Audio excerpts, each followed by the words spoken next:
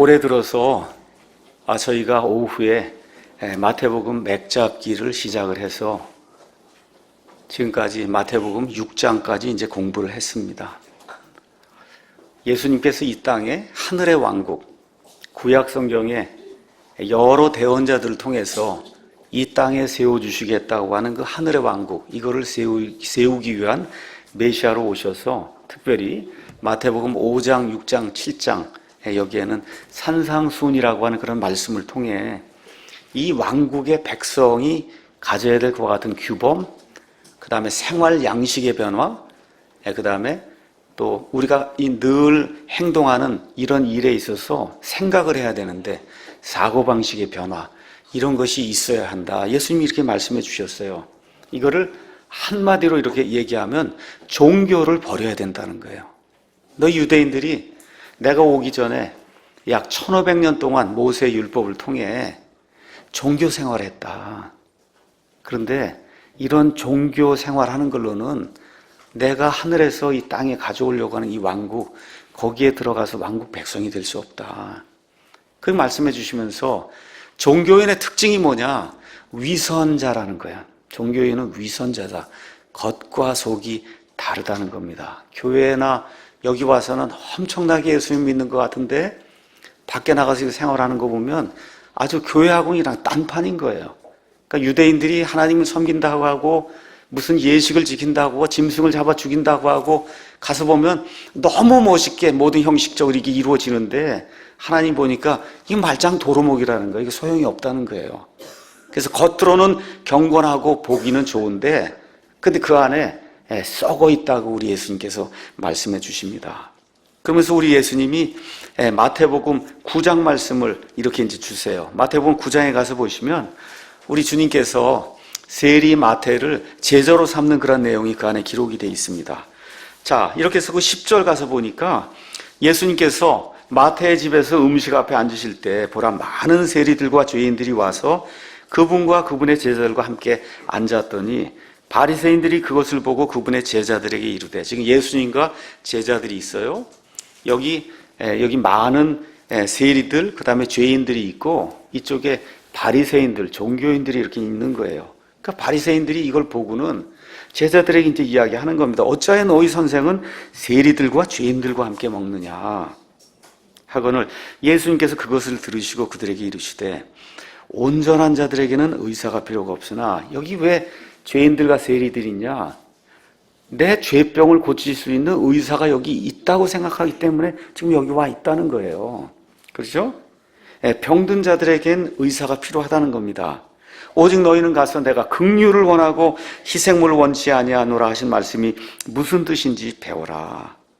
가서 뭐 예배 드린다고 뭐 갖고 오는 거 이런 거 이게 중요한 게 아니라는 거예요. 마음의 변화가 있어야 된다는 겁니다. 나는 의로운 자들을 부르러 오지 아니하고 죄인들을 불러 회개하게 하려고 왔노라. 예수님이 이렇게 말씀해 주세요. 보니까 예수님 앞에 두 부류의 사람이 있어요. 나는 참 의로운 사람이다. 너무 깨끗한 사람이다. 그래서 하나님이 기뻐하는 그런 일만 한다. 이렇게 이제 자화자찬하는 그런 사람이, 이런 사람이 있는데 이 사람의 특징이 뭐냐? 다른 사람을 보면서 자꾸 죄인이라고 그러고 자꾸 죄를 지적질을 합니다. 그래서 열심히 죄인이라고 이야기하는데 예수님은 그들 편에 서지 아니하시고 저 사람들이 죄인이라고 하는 그 세리와 창녀와 이런 사람들 편에 서셔서 너희는 구원받을 가능성이 거의 없고 여기 있는 사람들은 회개만 하면 구원받을 가능성이 있다고 지금 이야기하는 거예요. 다시 말씀드려, 이 땅의 모든 사람이 다 죄인입니다. 다 죄인이에요. 하나님과 사람 보기에 그런데 역겨운 죄인이 있다는 게 역겨워요. 참 보기가 힘들다. 그런 역겨운 죄인이 있고 죄인은 죄인인데 하나님과 사람 보기에 참 겸손한 그런 죄인이 있다는 겁니다. 그리스도인이 된다는 거는 역겨운 죄인에서 탈출해서 겸손한 죄인이 된다는 거예요. 겸손한 죄인. 그래서 오늘은 좋은 인간이 된다는 게 무엇인가? 좋은 그리스도인이 된다는 게 무엇인가? 이거를 여러분에게 좀 말씀을 드리려고 합니다. 오늘 우리가 로마서 3장 말씀을 읽었습니다. 로마서는 여러분 잘 아시는 것처럼 이방인들을 위해서 사도 바울이 적어놓은 구원 지침서입니다. 하나님의 모든 계획과 그 다음에 하나님께서 사람을 어떻게 구원하시는가, 하나님 앞에 사람이 어떻게 의롭게 될 수 있는가, 이런 것들을 하나하나 우주 공간에 있는 모든 그 우주 공간에 하나님 만들어 놓으시는 것들과 우리의 양심과 우리의 이성과 그 다음에 하나님께서 지금까지 보여주신 모든 경륜을 이렇게 종합 요약을 해서 어떻게 사람이 구원받을 수 있는가, 이거를 사도 바울이 하나님의 감동을 통해서 이제 기록을 한 겁니다. 그래서 구원의 방법이 로마서 1장 16절 가서 보니까 내가 그리스도의 복음을 부끄러워하지 아니한다 라고 이야기하면서, 이는 그 복음, 예수님이 가져다 주신 그 복음이 믿는 모든 자를 구원에 이르게 하는 하나님의 권능, 파워라는 거예요. 그러니까 구원받으려면 복음이 있어야 된다는 겁니다. 복음, 핵심이 뭐예요? 하나님께서 사람을 사랑하셔서 사람의 몸을 입고 이 땅에 오셔서 죽기까지, 십자가에 죽기까지 아버지에 대해 순종하시며 피를 흘리고 죽으시고 묻히시고 그 다음에 사흘 만에 부활하셔서, 그래서 우리의 구원자가 되신다는 이와 같은 그 복음, 이거를 하나님의 권능이라고 지금 표현하고 있어요. 이 복음. 근데 복음은 뭘 이야기하는 거냐 도대체? 그 내용 17절에 복음에는 하나님의 의가 믿음에서 믿음까지 계시되어 있나니 이것은 기록된 바 의인은 믿음으로 살리라 함과 같다. 그래서 복음의 그 안에 핵심 내용은 뭐냐 하면 하나님이 하나님의 의를 가진 사람을 찾는다는 거예요. 하나님의 의. 하나님의 의를 입지 않으면 하나님 앞에 설 수가 없다는 거예요. 의라고 하는 건 영어로 righteousness 이렇게 돼 있어서, 그래서 우리 영어뿐만 아니라 한자도 옳을 의입니다. 의자가. 그래서 옳을 의예요. 절대적으로 옳은 거. 그러니까 하나님과 함께 살려면은 하나님이 절대적으로 옳기 때문에 요만큼이라도 그런 게 있으면 안 된다는 거예요. 그렇죠. 그걸 하나님의 의라고 표현했어요. 그래서 이 복음 안에는 처음부터 끝까지 어떻게 사람이 하나님과 살기 위해서 의롭게 될 수 있느냐, 요 내용이 핵심적으로 들어있다고 지금 이야기를 하고 있는 거예요. 그 이후에 18절부터 이제 32절에는 근데 세상을 보니까 사람들이 하나님의 의를 구하려고 하지 않는다는 겁니다. 하나님의 의를 구하려고 하지 않는다. 그래서 모든 사람이 의롭지 못하다고 하는 것을 하나하나 이렇게 설명을 통해서 보여주고 있어요. 첫 번째, 하나님의 창조 세상을 봐라. 이 모든 것, 마이크부터 시작해서 제가 입고 있는 옷부터 넥타이부터 안경, 이 모든 거 누가 설계해야 이게 나오지 않느냐. 그렇죠? 근데 그러면 사람이든 아니면 뭐 돌고래든 뭐 꽃이든, 요새 꽃이 참 아름답게 피는데 벚꽃 한번 이렇게 보세요. 이게 사람의 힘으로 만들 수 있냐 이거예요. 가만히 있는데 돌덩어리가 벚꽃이 되냔 말이에요.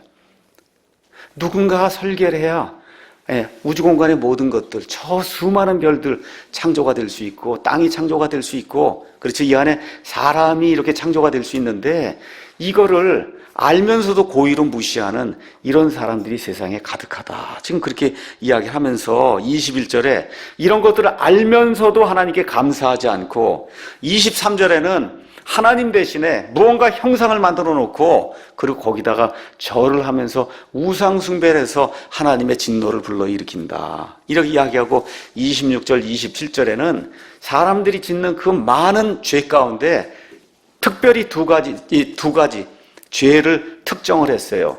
남자와 여자가 짓는 동성애를 거기다가 특정을 했습니다.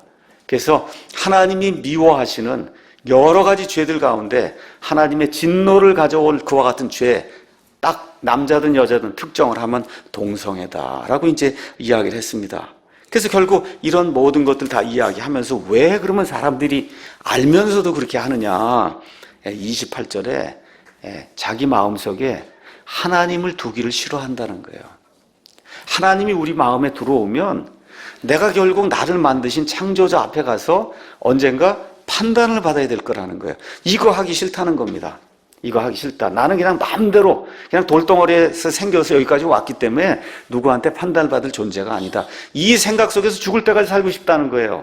그게 아니라 나를 창조한 분이 있다고 하면 그럼 그분의 목적에 따라 내가 살아야 되겠구나 하고 인생을 점검하면서 살면 이게 힘들다는 거예요. 죄 짓기가 어렵다는 겁니다. 그러니까 알면서도 하나님 이걸 자기 마음속에 두는 거를 옆으로 치워버리고 있는데도 불구하고 없는 것처럼 그렇게 생각하며 죄를 짓는다. 그렇게 이야기하니까 하나님께서 알았다 이렇게 말씀하시고 그들의 버림받은 생각 속으로 이렇게 내어주셨다는 거예요. 그러니까 사람들이 어떻게 생각해요?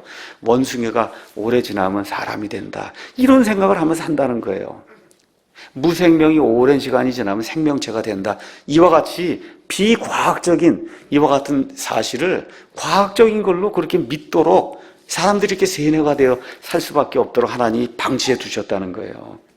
그 결과가 29절에 나온 것처럼 그 결과 그들은 곧 모든 불의와 음행과 사악함과 탐욕과 악의로 가득하며 시기와 살인과 논쟁과 속임수와 적개심으로 가득하고 하나님에 대해서 수근수근하고 뒤에서 헐뜯고 하나님을 미워하고 하나님과 사람을 업신여기고 하나님과 사람 앞에서 교만하게 굴며 자기를 자랑하고 악한 일들을 꾸미고 특별히 가정에서 자녀들이 부모에게 불순종하고 지각이 없어요.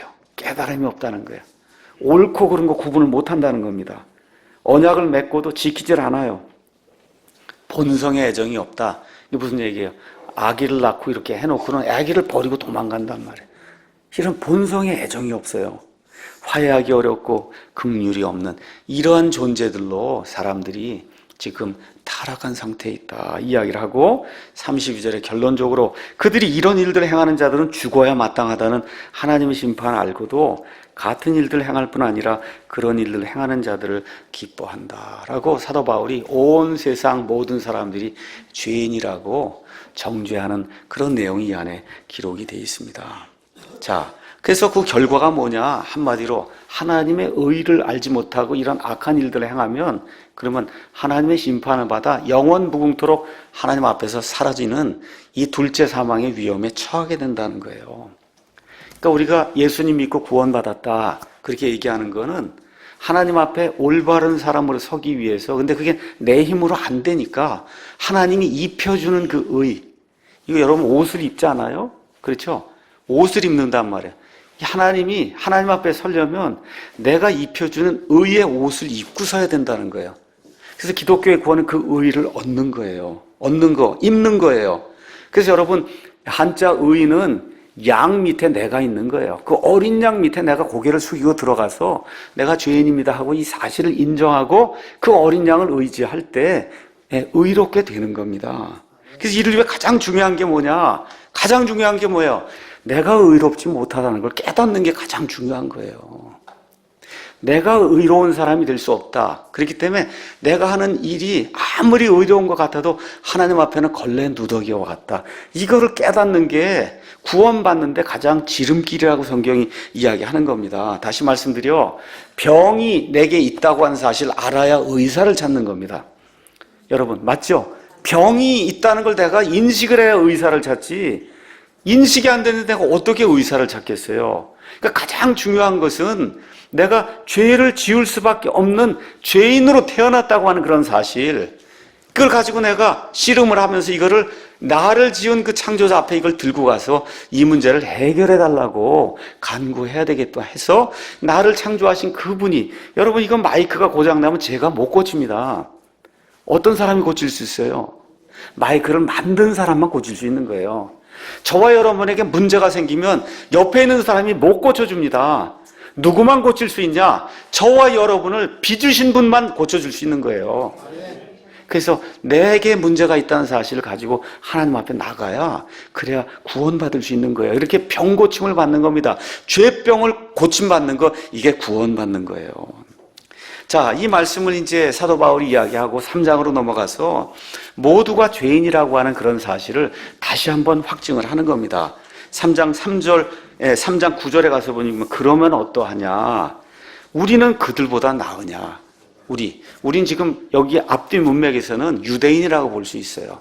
그러니까 이 세상에 두 부류의 이런 사람이 있습니다. 기본적으로 하나님의 백성이라고 자랑하는 유대인이 있고, 그 유대인들이 개처럼 이렇게 경멸하는 이방인이 있어요. 그런데 우리 교회는 이방인이든 아니면 유대인이든 예수님의 피를 통해 구원받은 사람은 하나님의 교회라고 해서 세 번째 부류가 지금 이 시대에 이제 존재하는데, 지금 사도 바울이 우리는 이야기할 땐 지금 유대인을 이야기하는 거예요. 그러니까 많은 유대인들이 어떻게 생각했냐? 저 사람들은 개나 돼지 같은 사람들이고 우리 하나님의 선민이기 때문에 우리는 그냥 자동으로 구원받는다, 이런 생각을 하고 있을 때 사도 바울이 이야기하는 거예요. 우리는 그들보다 낫냐? 우리가 저 악하다고 이야기하는 저 사람들도 우리는 낫냐? 결코 아니라. 영어로 God forbid 그랬어요. 하나님이 금하신다는 거예요. 뭐라 그래요? 우리는 앞에서 유대인들과 이방인들을 검증하여 그들이 다 죄 아래 있음을 입증하였느니라. 하나님 앞에서는 유대인, 이방인 이거 전혀 상관없다는 겁니다. 남녀노소 상관없다. 인종에 상관없이 모두가 다 죄인이라는 겁니다. 이것은 기록된 바 의로운 자는 없나니 어때요? 단 한 사람도 없다는 겁니다. 의로운 자는 없나니 단 한 사람도. 영어로 가서 보면 there is none righteous, no, not one 이렇게 기록이 되어 있어요. not one, 한 사람도 없다는 건, no, 한 명도 없다는 겁니다. none righteous, 하나도 없다는 거 지금 세 번이 나오고 있어요. none, 그렇죠? no, not one 이렇게 표현이 지금 되고 있는 거예요. 얼마나 강조해서 이야기해요. 없다는 겁니다. 여러분 믿으십니까? 네, 없어요. 하나님 앞에 의로운 사람이 없어요. 이렇게 하다 보니까 하나님이 세상을 내려다보시니 깨닫는 자도 없고 하나님을 찾는 자도 없고 길에서 벗어나 다 무익한 그런 사람, 선을 행하는 사람, 우리가 보는 선이 있습니다. 근데 하나님 보실 땐 딱 걸레 누더기라는 거예요. 왜 그러냐? 우리 자신이 죄인이기 때문에 여기서 나오는 게 하나님을 기쁘게 할 수 없다는 겁니다. 그들의 목구멍은 열린 돌무덤이다. 그들이 자기 혀로 속임수를 쓰나니 그들의 입술 밑에는 독사의 독이 있다. 사람이 좋은 거 말하는 것 같은데 다 마음속으로 남을 죽이기 위한 그런 말들을 한다는 거예요. 그들의 입은 저주와 쓴 것으로 가득하며 그들의 발은 피 흘리는 데 빠름으로 파멸과 고통이 그들의 길에 있어 그들이 화평의 길을 알지 못하였고, 지난 인류의 6,000년 역사가 뭐예요? 전쟁의 역사였다는 거예요. 왜 그래? 사람이 죄인이기 때문에. 그들의 눈앞에는 하나님을 두려움이 없다. 지금 그렇게 이야기하는 겁니다. 왜 사람들이 이와 같은 죄를 짓고 자기가 죄인이라는 사실을 깨닫지 못하느냐? 하나님을 두려워하지 않기 때문이라는 거예요. 하나님을 두려워하지 않기 때문이다. 여러분 여호수아에 가서 보시면 여호수아가 여리고성을 정복하고 그 이후에 아이성을 정복하려고 할 때 뜻대로 되지 않죠? 누가 잘못을 저질렀어요? 아간이라는 사람이 잘못을 저질렀다는 거예요. 아간이 이렇게 텐트를 다니면서 이렇게 보니까 거기에 바빌론 산에 아주 좋은 그런 옷이 있고 은도 있고 금덩어리가 있으니까 자기 장막에 이렇게 숨겨놨단 말이에요. 옆을 이렇게 보니까 아무도 없어요. 아무도 못 봤겠구나 이렇게 생각을 하고 숨겨놨는데 저 위에 하나님이 다 보고 계시는 겁니다. 아간이 왜 죽임을 당하냐? 하나님을 두려워하지 않기 때문에 죽임을 당했다는 거예요. 그러니까 저와 여러분이 지혜로운 사람이 된다고 하면 하나님을 두려워해야 돼요. 이게 인생이 7, 80년이 끝나고 가면 내 태어나서부터 죽을 때까지 모든 일을 낱낱이 알고 계시는 그분 앞에 내가 이렇게 서서 1대1로 회개보고를 해야 된다는 거. 회개보고 덜덜덜덜 떨면서 회개보고를 해야 될 그 일이 있기 때문에 사람이 어쩔 수 없이 죄를 져요. 근데 죄의 숫자를, 양을 줄이려고 노력을 해야 된다는 거예요. 이게 구원받은 사람도 마찬가지입니다. 하나님을 두려워하지 않기 때문에 죄를 짓는다. 지금 그렇게 이야기하고 있는 거예요. 자, 그러면서 하나님께서 2장 5절 16절에 가서 보니까 심판날에 모든 사람의 죄를 물으실 거다. 그렇게 이제 이야기하고 있습니다. 그래서 세상의 모든 사람들이 죄인인데 성경 가서 보니까 아까 마태복음 9장도 가서 보니까 하나님과 사람 앞에 역겨운 죄인이 있고 하나님과 사람이 볼 때 겸손한 죄인이 있다는 거예요. 자, 어떤 사람이 역겨운 죄인이냐? 2장에 가서 보니까 그러므로 오 판단하는 사람아 1절에 내가 누구이든 변명할 수 없나니 이는 판단하는 내가 같은 일들을 행함으로 다른 사람을 판단하는 것에서 내 자신을 정죄하기 때문에 이게 틀렸어 라고 이야기하고는 본인이 몰래 뒤에 가서 그 일을 한다는 거예요. 이게 역겨운 죄인이다. 하나님 보시기에도 사람 보기에도. 여기에 대표적인 사람들이 누구냐? 유대인들이라는 거예요. 그래서 17절 가서 보니까 내가 유대인이라 불리며 나는 하나님의 선택받은 사람이야. 율법 안에 안주하고 하나님이 모세를 통해 주신 그 율법, 그게 우리가 지켜야 될 법이야. 그래서 우리 하나님이 내 하나님의 하나님을 자랑하고 율법에서 가르침을 받아 그분의 뜻을 알고 훨씬 더 뛰어난 것들을 입증하며 이게 좋고 저거 좋고 다 이야기한다는 거예요. 또 스스로 이 세상 모든 사람들 보고 저 사람들 다 눈먼 사람인데 내가 저들을 지도해야 되겠구나, 그렇게 이제 한다는 겁니다. 어둠 속에 있는 자들의 빛이요 율법에 있는 지식의 틀과 진리의 틀을 갖춘 자라서 어리석은 자들의 스승이요 아기들의 교사라고 확신한다는 거예요. 우리 유대인들이 바울이 자기 동족들을 가리켜 그렇게 이야기하는 거예요. 근데 이 사람들이 하나님 보시기에 역겨운 죄인이라는 거예요. 21절 그런즉 다른 사람을 가르치는 내가 내 자신은 가르치지 아니하느냐. 이런 사람이 하나님 앞에 역겨운 죄인이다. 사람이 도둑질해서는 안 된다고 선포하는 내가 도둑질하느냐. 사람이 간음해서는 안 된다고 말하는 내가 간음하느냐. 우상들을 몹시 싫어하는 내가 신전 물건들을 몰래 취하느냐. 율법을 자랑하는 내가 율법을 어김으로 하나님을 욕되게 하느냐. 이렇게 하면 하나님도 역겹게 여기고 사람들도 그런 사람을 보면 역겹게 여긴다는 거예요. 그리스도인이 된다는 것은 이런 거를 벗어나는 사람이 된다는 거예요. 하나님과 사람 보시기에 겸손한 죄인으로 사는, 어느 면에서 가장 인간다운, 제가 늘 이야기하는 좋은 사람이 되는 거예요. 그게 그리스도인이라는 겁니다. 그렇죠? 다 안다고 뻐기면서 그리고 뒤에 가서 몰래 자기가 그런 일들을 하는 거예요. 이런 거를 예수님은 종교인이라고 이야기했고, 사도 바울이 과거에 내가 유대인들의 종교에 있을 때 이런 일을 하는 거에서 누구보다 앞장섰다니까, 으뜸 가는 사람이었다, 지금 그렇게 고백을 하고 있는 겁니다. 이런 거를 지금 우리식으로 이야기하면 내로남불이다, 그렇게 이야기하는 겁니다. 불륜을 저지르고 내가 하면 로맨스, 딴 사람이 하면 불륜이라고 이야기하는 그게 내로남불이에요. 이게 사람 보기에도 역겹고 하나님 보기에도 역겹다는 거예요. 그렇죠? 이번 주에, 지난주에 이런 일이 우리나라에 두 건이 있었기 때문에 여러분에게 아주 쉽게 설명을 하도록 하겠습니다. 지난주에 김기식 금융감독원 원장 비리 사건이 생겼어요. 그래서 어떤 사람인가 하고 제가 네이버 가서 김기식하고 쳤더니 1966년생이고 서울대학교 인류학 학사를 했다 그래요. 난 인류학과에서 뭐 하는 건지 모르겠는데 인류학 학사를 했고 시민운동하는 참여연대 출신이다. 그래서 시민정치행동 어떤 그 단체를 꾸렸는데 단체 이름이 내가 꿈꾸는 나라, 거기에 공동대표를 했다는 거예요. 주사파 출신입니다. 그래서 내가 꿈꾸는 나라를 좀 만들어야 되겠다, 이렇게 해서 말 그대로 깨끗한 사회를 만들겠다고 주장하면서 지금까지 뭐 대학 졸업하고 그날 한 25년 이상 이 삶을 살아왔어요. 과거에 남을 향해서 얼마나 무섭게 이야기했냐.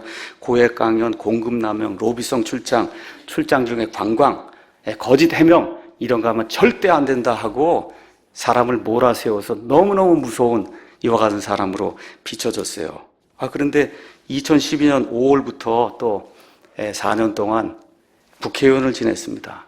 그 국회의원 지나고 금융감독원 원장이 됐는데 많은 비리가 이제 드러났어요. 그 비리가 자기가 했던 말이에요, 그대로. 여러분에게 이야기합니다. 2014년 10월 24일 국정감사에서 이성복 국민권익위원장이 이야기했어요. 민원부서에 소속되어 있는 특정인이 어떤 특정한 기관을 상대로 반복해서 강연 요청을 받고 강연에서 용돈벌이를 하고 있는데 이런 거 하면 절대 안 됩니다. 본인이 그렇게 했어요. 그리고 다음해 9월 자신이 소장으로 있는 더미래연구소에서 미래리더 아카데미라는 강좌 사업을 시작했습니다. 첫 해 1기는 1인당 수강료가 350만 원, 2기는 600만 원으로 올려서 3년 동안 수강료로 2억 5천만 원을 챙겼어요. 3기까지 운영된 이 아카데미는 현 정부의 장하성, 홍익표, 우상호 등 여권 좌익 인사들이 강사진으로 나서 돈벌이를 했고, 민정수석으로 있는 조국이라는 사람도 강사 노릇을 했습니다. 두 번째, 공급 남용에 대해서 2013년 10월 22일 국정감사에서 이은재 한국행정연구원장에게 이렇게 이야기했습니다. 이거 참 치사하고 얼마나 더러운지 몰라요. 스타벅스 커피숍에서 융합과 혁신을 통한 정관협력 방안에 관한 논의를 한다고 12,000원 커피값을 냈죠. 이런 정도는 사비로 쓰셔야지 이걸 법인카드를 쓰면 적절치 않지 않습니까? 12,000원을 가지고 이야기한 사람이 국회의원 임기 말 정치자금을 땡처리했다는 그런 의혹을 받아요. 어느 정도냐? 정치자금 국회의원이 받으면 국회의원 이제 그만두면 다 국고로 반납을 해야 됩니다. 근데 19대 국회 임기 종료 직전 5월 20일 날 여비서와 함께 유럽 출장을 가는데 정치 후원금을 사용했습니다. 얼마를 사용했냐? 그만두기 5개월 동안에 3억 7천만 원을 다 소진했어요. 그리고는 5천만 원을 본인이 나중에 소장을 맡게 될 더미래연구소에다 가져다 줬습니다. 자, 2014년 10월 20일 국정감사에서는 진흥석 한국정책금융공사 사장에게 로비성 출장 의혹에 대해 이렇게 이야기했습니다. 지원을 받으려고 하는 기업과 그것을 심사하는 직원의 관계에서 이렇게 기업의 돈으로 출장 가서 자고 밥 먹고 체재비 지원받는 거 이거 정당합니까? 하고 따졌습니다. 그러고 나서는 곧바로 자기가 감사해야 될 그 감사하는 그 대상 그 기관으로부터 돈을 받아갖고 3차례 출장을 다녀왔어요. 2014년 3월 2박 3일 우즈베키스탄, 2015년 5월 우리은행 지원을 받아서 중국 인도를 다녀왔고 2015년 5월 대외경제정책연구원 후원을 받아서 9박 10일 동안 미국, 벨기에, 이탈리아, 스위스 등 로비성 출장에 다녀왔습니다. 그 다음에 또 뭐라고 이야기했냐? 2014년 10월 8일 국정감사에서 안세영 경제인문사회연구회 이사장에게 출장 중 관광 다니면 안 된다. 매년 1억 원씩 들여가지고 해외 연수라고 하면서 사실상 그냥 해외 관광 여행을 40명씩 보내고 있죠. 거의 스위스, 프랑스, 이탈리아의 가장 유명한 관광지만 가고 있지 않습니까? 하고 따졌어요. 그러고 나서 7개월 후에 아까 말씀드린 대외경제정책연구원 지원을 받아서 9박 10일 동안 출장을 갔습니다. 어디 갔냐? 출장 영수증을 보니까 자기가 가서는 안 된다고 하는 벨기에 브뤼셀, 워털루 전형기념관, 로마의 콜로세움, 바티칸 대성당, 프랑스 샤머니의 몽블랑 등 자기가 가서는 안 된다는데 본인이 갔습니다. 누구하고 같이 갔냐? 인턴 여비서하고 둘이 같이 갔어요. 인턴 여비서하고. 그 갔다 온 그 인턴 여비서를 어떻게 해요? 9급 공무원에서 7급으로 보통 올라가는데 3년 걸려야 되는데 6개월 만에 초고속 승진을 시켰습니다. 이 여비서가 여행 사진을 자기 페이스북에다 올려서 다 알려진 거예요. 제가 이런 걸 보면서 너무너무 이 사회가 썩었구나 하는 걸 좀 보게 됩니다. 여러분, 눈이 무섭지 않으세요? 결혼해서 가정이 있는 사람이 이 여비서와 둘이 여행을 간다. 그렇죠? 그때 여비서는 그거를 SNS에 올려요. 이게 그 가정이 그 부인과 아이들이 당할 그 고통 지금 생각이 안 나세요, 여러분? 이런 일들을 하는 거예요. 그 다음에 또 뭐라고 했냐? 거짓 해명. 2014년 10월 15일 국정감사에서 신재훈 금융위원장에게 이제 이야기한 겁니다. 권위와 신뢰가 무너지면 금융감독 체계 전체가 무너지는 거죠. 물러나셔야 되지 않겠습니까? 참 부끄러움을 모르시네. 본인이 그렇게 얘기하고 정작 자기는 물러날 생각을 안 하고 있어요. 이게 위선입니다. 이런 거를 버려야 된다고. 이렇게 하면 사람들도 너무 더럽고 추악하다고 이야기하는 겁니다, 이게. 그렇죠? 자, 그래서 노무현 대통령 시절에 노무현 대통령이까지 달려들어갔고, 그걸 이렇게 기록해서 어떤 사람이, 김기식 등의 시민단체 대표들은 잔인하리만치 원칙을 내세우며 대통령을 몰아붙였다. 그 중에서도 가장 강하게 공격한 사람이 참여연대 김기식 씨였다. 그래서 김기식 씨가 특권과 반칙이 없는 사회를 만들자면서 조금이라도 오해받을 일을 해서는 되겠냐고 거의 겁박하는 그런 수준으로 위협을 하며 정부 관계자들을 위협했다고 지금 그렇게 이야기하고 있습니다. 자, 우리나라가 어려운 가운데 있어요. 여러분, 김기식 씨의 전공은 인류학이에요, 여러분. 인류학. 인류학 그것도 학사한 사람이 어떻게 금융감독원 원장을 할 수 있을까? 여러분 이상하지 않으세요? 인류학 학사가 금융감독원 원장을 해요. 여러분 금융감독원이라고 하는 거 우리나라 전체 은행 주식시장 할 거 없이 우리나라 전체 그 돌아가는 그러한 그 금융 이 모든 게 제대로 돌아가고 있는가를 그거를 감독해야 될 그런 책임 검찰총장과 같은 거예요. 이 금융계. 이거 인류학한 사람이 어떻게 이런 일을 할 수가 있어요? 어떤 사람이 이야기한 대로 거의 전 삶을 다른 사람 비리 찾아갖고 이게 삥 이렇게 뜯어갖고 내는 이거 한 사람이 어떻게 금융감독원 원장을 할 수 있냐. 이게 지금 우리나라가 처해 있는 위기입니다. 금융감독을 하려면 금융을 전공한 석사든 박사든 전문가가 해야 되는 거 아닙니까? 한 번도 해보지 않은 그런 일을 여기다 했는데 연봉이 얼마냐? 3억 6천만 원이에요, 여러분. 금융감독원 원장 연봉이 3억 6천만 원. 이게 김기식 씨만 문제가 아니에요. 이 정부 들어와서 장관 인선할 때마다 본인들이 그렇게 해서는 안 된다고 하는 그 모든 일, 그 장관 후보자가 다 더 많이 하지 않습니까? 이게 지금 우리나라가 안고 있는 구조적인 그런 문제라는 겁니다. 여러분, 어제 뭐 해서 문재인 대통령 측근 중에 또 한 명이라고 하는 김경수란 그 국회의원이 지금 덧글 사건 이것 때문에 지금 엄청나게 지금 큰 소용돌이 지금 휘몰아치고 있어요. 이 사람도 인류학을 했어요. 글쎄 모르겠어요. 그냥 인류학 하면 그런가 하는 건지. 1년 후배더라고요. 자, 그러면 우리 교회는 좀 낫냐? 너무 부끄럽습니다. 교회는. 여러분, 성폭력, 성폭행, 미투 고소고발 사건 이거 생기면서 고은, 이윤택, 안희정 등 말 그대로 좌파 거물들의 위선과 가식이 온천하에 드러났는데 우리 교회 안에도 또 드러났잖아요. 지난 4월 11일 서울에 있는 어느 성결교회 모 목사에 대한 성폭력 관련 다수 피해자들이 경찰에 신고를 했습니다. 그래서 결국 경찰이 조사를 해보니까 이 목사가 그럴 가능성이 크다 해서 출국 금지 명령을 내렸고 곧 소환 조사한다는 거예요. 이 목사 나이가 보니까 43년생, 올해 만 75세입니다. 그 여신도에게 뭐라고 나를 믿고 사랑하면 더 좋은 천국에 갈 거다.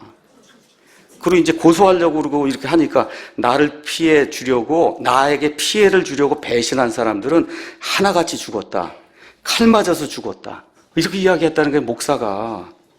이게 지금 신문에 나가시게 나뉘니까 성도들이 충격을 받았다는 거예요. 그 교회 성도 수가 얼마? 12만 명이라는 거예요, 여러분. 12만 명.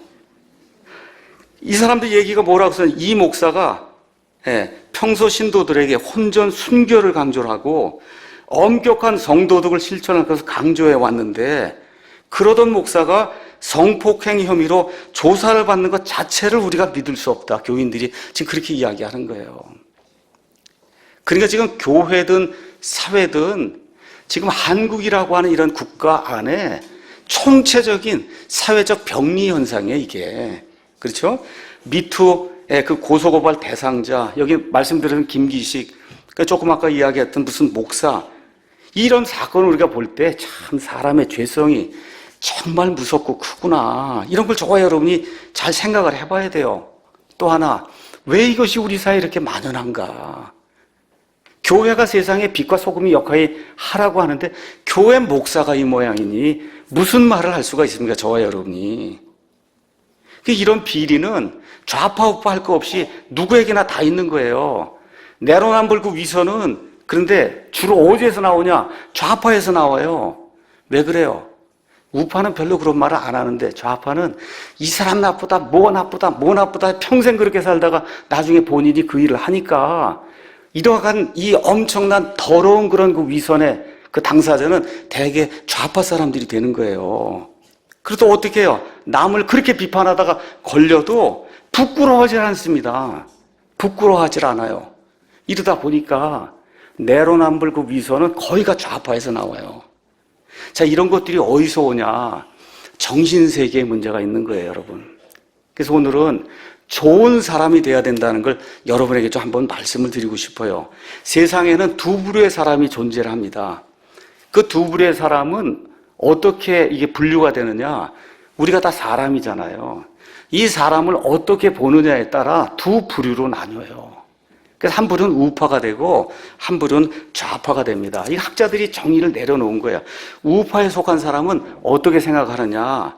모든 사람에게는 내면에 문제가 있다고 생각해요. 문제가 있어요. 나는 불완전한 사람이다. 이게 불완전한 사람이 모였으니까 우리 인간 사회가 만드는 사회는 불완전할 수밖에 없다. 그럼에도 불구하고 어떤 초월적인 존재가 역사의 질서를 통해서 이 사회를 이끌고 나가고 있다. 이렇게 생각을 하는 거예요. 그래서 다수의 그 우파에 속한 사람들은 신본주의를 추구하는 거예요. 신본주의. 그렇죠? 이렇게 되면서 고대로부터 많은 지식인들, 지혜자들이 가르쳐준 그 지혜에 이걸 따라해 살아야 되겠다라고 이야기하면서 위계 질서, 그 다음에 법을 지키려고 하는 이러한 성향을 갖습니다. 이게 우파의 특징이에요. 좌파에 속한 사람은 인간 내부에 결함이 있다는 걸 인정하지 않습니다. 인간은 선하다고 생각을 하는 거예요. 선한데 사회로 보니까 너무 불완전하잖아요. 이거를 참지 못하는 겁니다. 참을 수가 없어요. 그래서 신랄하게 지적질을 하는데 막상 본인이 그 자리에 가면 그럼 어떻게 자기가 가지고 있는 그러한 악이 밖으로 이렇게 표출이 되니까 이 사람은 위선자라고 하는 그와 같은 호칭을 받게 되는 거예요. 극도의 위선자가 되는 거예요. 그러니까 이 사람은 세상에 차이가 존재한다는 걸 그거를 믿기 싫어하는 겁니다. 여러분 시험을 보면 어떤 사람 1등하고 어떤 사람 35등을 해요. 어떤 사람 100점을 맞고 어떤 사람 90점을 맞아요. 그렇죠? 남자와 여자가 힘이 같습니까? 다릅니까? 여러분? 달라요. 그건 차이지 차별이 아니에요. 차이지 차별이 아니에요. 근데 그걸 차별로 자꾸 생각을 하면 극도의 페미니즘이 나오는 거예요. 이런 식의 생각을 하게 되는 겁니다. 이렇게 되다 보니까 완벽한 세상을 한번 내가 만들어 봐야 되겠다. 완벽한 세상. 그렇죠? 자기 혼자 꿈꾸는 완벽한 세상. 여기에서 바로 인본주의가 나오면서 이거의 산물이 바로 공산주의, 사회주의가 되는 거예요. 이렇게 하려니까 어떻게 급진적으로 이 사회의 질서를 파괴하려고 하는 이런 사람들이 나오게 되는 거예요. 이런 사람들의 특징이 뭐냐? 부끄러움을 모릅니다. 부끄러움을 몰라요. 거짓으로 사람을 선동을 해요. 부끄러움을 모르고 감사를 몰라요. 어떻게 이 좋은 나라에 내가 지금 살고 있는가? 누가 이런 모든 좋은 나라를 만들어 놓았는가에 대한 감사가 없어요. 여러분 세상을 살면서 우리 아이들도 그렇고 위계 질서를 잘 세우는 그런 나라, 사회가 좋은 사회예요. 제가 이제 미국을 가서 이제 대학을 가서 이제 학교를 다니는데 이 학생이 미국은 땅이 굉장히 넓어서 차를 이제 대는데 학생은 한 15분 정도 걸어가야 돼요. 강의실. 근데 거기까지 걸어가야 되고, 그 다음에 조교수가 되면 조금 더 가깝고, 부교수가 되면 조금 더 가깝고, 그래서 나중에 이제 교수가 되면 바로 건물 옆에 댈 수 있는 그런 특권을 주는 거예요. 여러분, 그거 평등한 겁니까? 우리나라에서 그렇게 하면 난리 납니다, 지금. 저도 지금 대학에 있거든요. 스페이스가 한정이 돼 있어요. 주차할 수 있는 스페이스가. 그래서 우리 교수들이 강의도 하고 그래야 되니 교수들이 여기 대고 학생은 저기 10분 걸어와라. 난리가 납니다. 교수나 학생이나 다 같은 인간인데 왜 차별을 하냐는 거예요. 여러분 이게 좌파의 사상이에요. 여기 30년이고 근무를 하면서 이 대학을 위해서 사회를 위해서 그렇게 기여한 사람에게 가까이 차를 대게 하는 게 그게 인간의 보편적인 그와 같은 생각이 돼야 그게 정상적인 사회가 되는 거예요. 너나 나나 다 똑같다. 그럼 어떻게 돼요? 노사 있을 때 나를 고용하는 주인이 있고 나는 일하는 그런 관계 이게 나나 너나 다 똑같다 이렇게 되면 그럼 사회가 유지가 안 되는 거예요. 이러한 사회를 꿈꾸는 사람들이 좌파에 속한 그런 사람들이에요. 그래서 좌파 사상은 순진한 사람으로 남고 싶은 사람들의 고소력이 있기 때문에 젊은 아이들이 좌파가 많이 됩니다. 그래서 그걸 우리가 보통 감성적 좌파다 그렇게 얘기해요. 특징이 뭐예요? 본인 스스로 의롭게 되고 사회가 너무 썩었어. 의롭게 돼야 되겠어. 완전한 사회를 꿈꿔야 돼.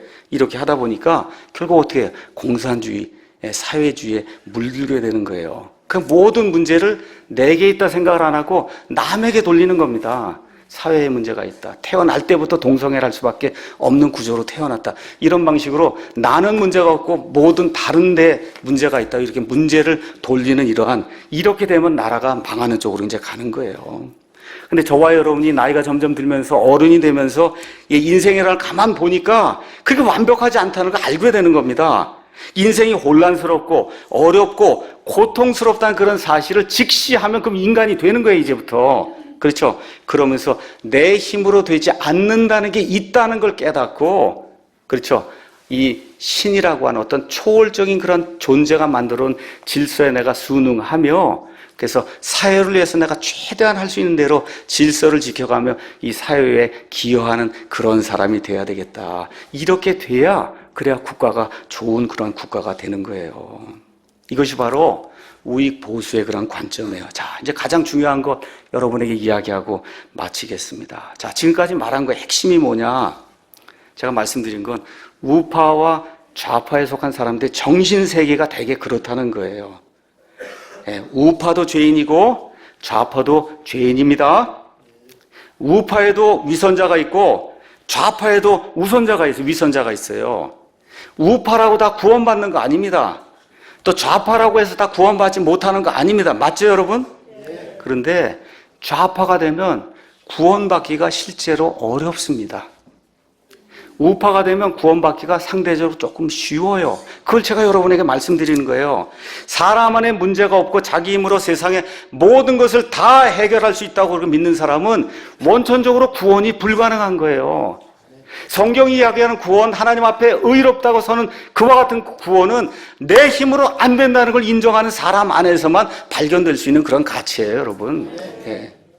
이런 사람은 하나님에게 역겨운 존재예요.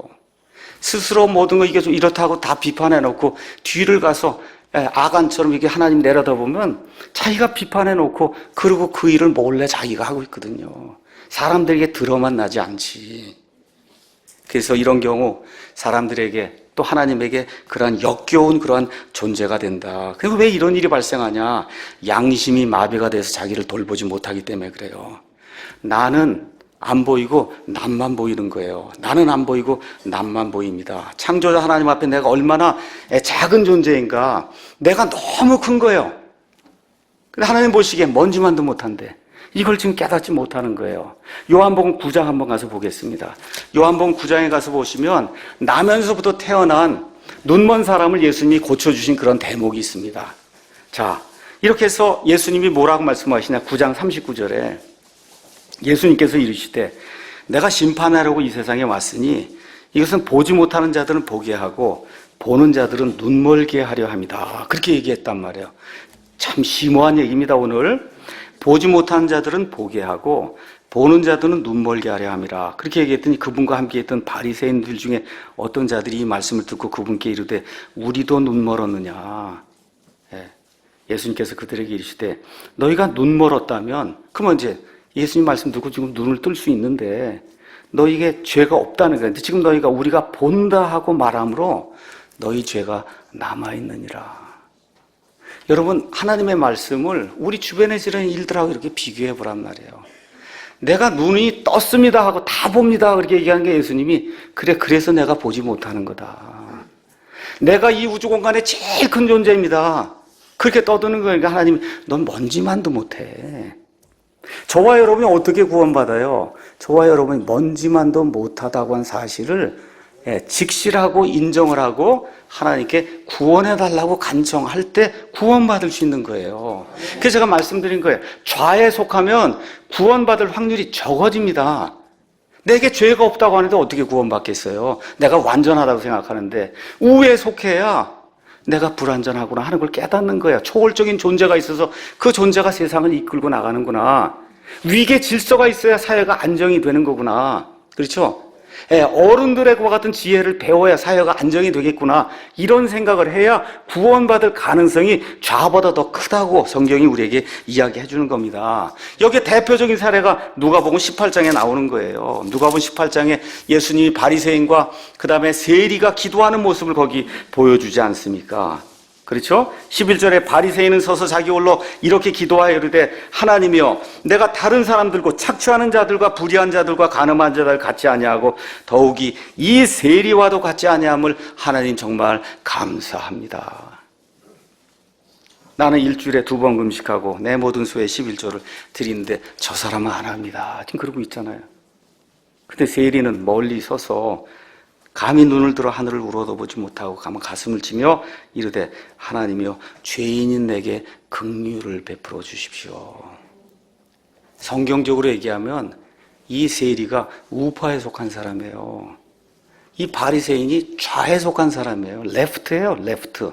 이게 옆으로 꼬여 있는 겁니다. 안 된다는 거예요.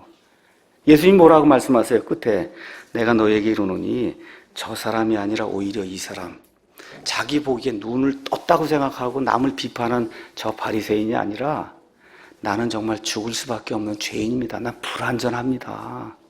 하나님 나를 용서해 주십시오 하고 자기를 낮추는 그 사람이 의롭게 되어 자기 집으로 내려갔다. 이 말씀을 저와 여러분 기억하셔야 돼요. 하나님 앞에 구원받는 거 내 힘으로 안 됩니다. 그래서 우에 속한 사람은 안 됩니다 하고 하나님의 은혜를 간구하려고 그러는 심령이 좌에 속한 사람은 더 많다는 거예요. 그래서 가능성이 조금 더 큰 거예요. 여기 젊은 사람들이 있어요. 아이들 키울 거예요. 잘 생각해야 돼요. 아이를 우에 속한 사람으로 키우셔야 돼요. 좌에 속한 사람으로 키우면 구원받기가 심히 어렵습니다. 문제가 생기면 다 남 탓을 하거든요. 문제가 생기면 내게 문제가 있는가 생각하고 이것이 내 문제. 높이 있는 사람, 그렇죠? 권위 있는 사람을 존중하고 그들의 지혜를 빌려오고 그리고 결국 뭐예요? 이 모든 불완전한데도 불구하고 이 세상이 이렇게 유지가 되는 걸 보니까 초월적인 존재가 있구나. 여기 가야 구원받을 확률이 커지는 거예요, 여러분. 이게 예수님 믿는 거예요. 그래서 예수님을 믿는다고 하는 거는 좋은 사람이 되는 겁니다, 여러분. 이 인생과 역사를 좋은 각도에서 하나님 보시는 그런 각도에서 인생과 역사를 보면 그러면 좋은 사람이 되는 거예요. 그래서 하나님 보시기에 역겨운 죄인에서 탈피를 해갖고 하나님 보시기에 정말 사랑스러운 그런 죄인으로 바뀌는 게 그게 예수님 믿고 구원받는 거예요. 그러니까 예수님 믿는다고 하는 게 이게 우리 사회생활하고 다 연결이 돼 있는 거예요. 세상에 일어나는 그런 일들 보면서 너무 지저분하고 추하다. 그런 짓을 하면 안 된다는 거예요. 그리스도인들이 하나님 앞에서 사람 앞에서는 그렇게 하고도 구원받을 수 있습니다.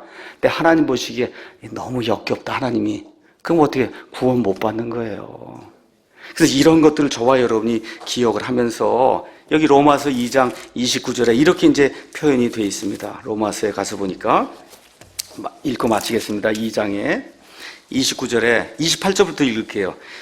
겉으로 유대인이 아니고 겉으로 육체에 행하는 할례가 성경이 이야기하는 진짜 참된 할례가 아니다. 오직 속으로 유대인이요 할례는 글자 안에 있지 아니하고 영 안에 있는 마음의 할례다. 다시 말씀드려 겉으로 드러나는 뭘 가지고 하나님을 기쁘게 하려고 하는 거 그건 안 된다는 거예요.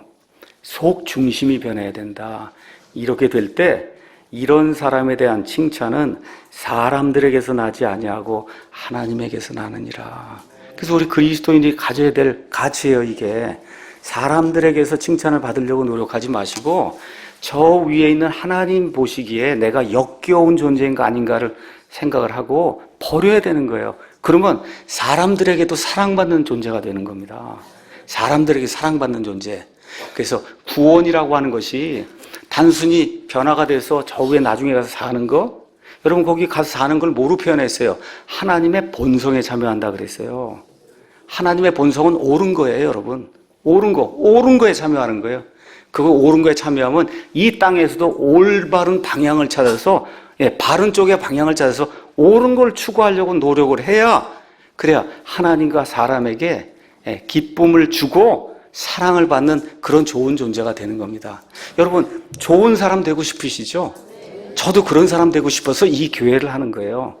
좋은 사람이 되려고, 좋은 그리스도인이 되려고 그거 하려고 하면 어떻게 내 안에 문제가 있다는 걸 인식을 해야 됩니다.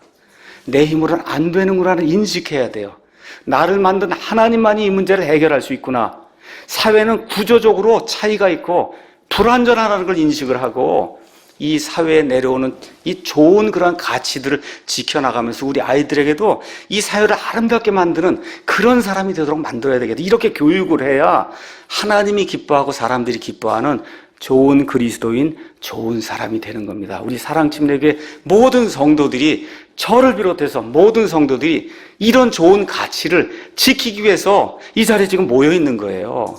앞으로 아이들도 그렇게 교육을 시키고 아이들뿐만 아니라 저와 여러분도 그렇게 교육을 받고 그것을 실천해서 교회뿐만 아니라 사회에서 가정에서 사람들과 하나님에게 정말 좋은 기쁨을 주고 또 인정을 받는 그런 아름다운 그리스도인이 되기를 예수님의 이름으로 축원합니다.